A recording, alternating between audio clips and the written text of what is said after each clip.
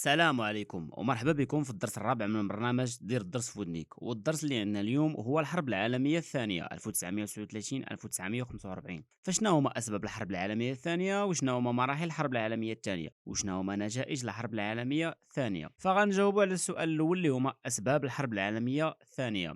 فبالنسبة للأسباب عندنا أسباب غير مباشرة وسبب واحد هو اللي مباشر وخلى الحرب تبدأ. فأول سبب غير مباشر وهو مخلفات الحرب العالمية الأولى اللي هما معاهدة الصلح أو معاهدة الذل اللي تكرفسات على الدول اللي خسروا مزيان في الحرب، من بينهم ألمانيا واللي تفرضت عليها معاهدة فيرساي. وغترجعوا للحرب العالمية الأولى وغتعرفوا أهم البنود اللي جات بها هذه المعاهدة. أما السبب الغير مباشر الثاني وهي الأزمة الاقتصادية لسنة 1929 واللي ضربات كاع الدول الرأسمالية من بينهم ألمانيا. أما السبب الثالث الغير المباشر وهو ظهور الدول الديكتاتورية بحال النازية في ألمانيا بقيادة الزعيم هتلر، والفاشية في إيطاليا بقيادة موسوليني. وهاد الدول خرجوا من عصبة الأمم وبداو هاد الدول الديكتاتورية كيتوسعوا ويستعمروا في الدول، بحال ألمانيا اللي كانت البارح مزيرة بمعاهدة فيرساي تخلصات منها وسلحات الجيش وبدات كتوسع في النمسا وتشيكوسلوفاكيا. أما إيطاليا توسعت في إثيوبيا. أما اليابان توسعت في معظم الأراضي الصينية. ايوا عزوات الامم ما قدرتش توقفهم. من بعد غتشكل المانيا واليابان وايطاليا حلف سموه بالمحور طوكيو برلين روما. ولكن هذا الشيء كامل والحرب مازال ما بدات، حيت هادو اسباب غير مباشره.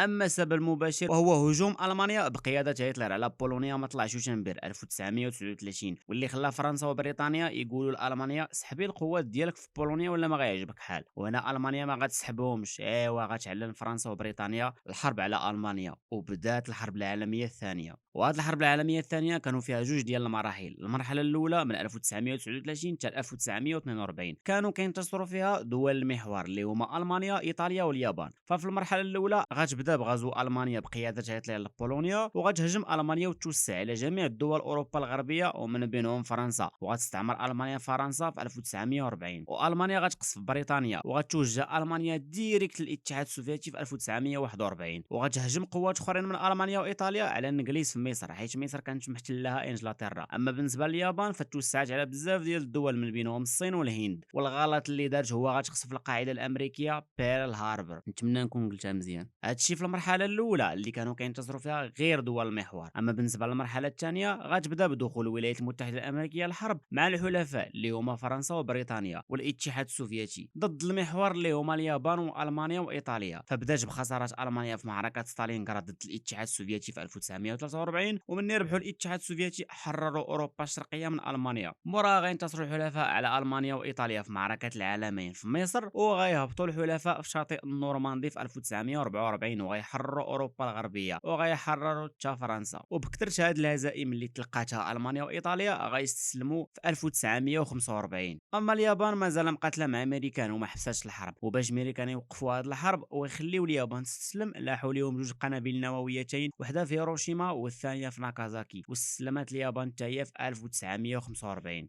وبطبيعه الحال ما كايناش شي حرب كتسالي بلا نتائج بشريه واقتصاديه وسياسيه واجتماعيه. فالنتائج البشريه فارتفع عدد القتلى لاكثر من 50 مليون قتيل، وكان عدد كبير من المعطوبين والمفقودين. اما النتائج الاجتماعيه فارتفعت البطاله والفقر والتشرد السكاني.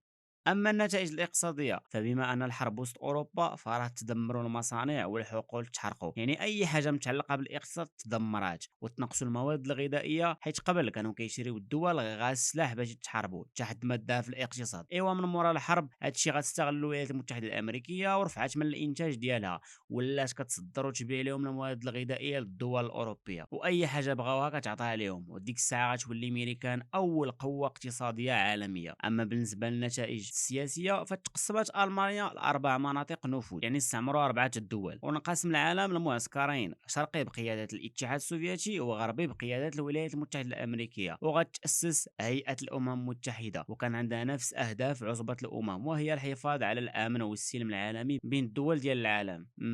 عليها فلسطين فيها السلم، الله يسمح لكم. ها نتوما تما اردوا الريخ.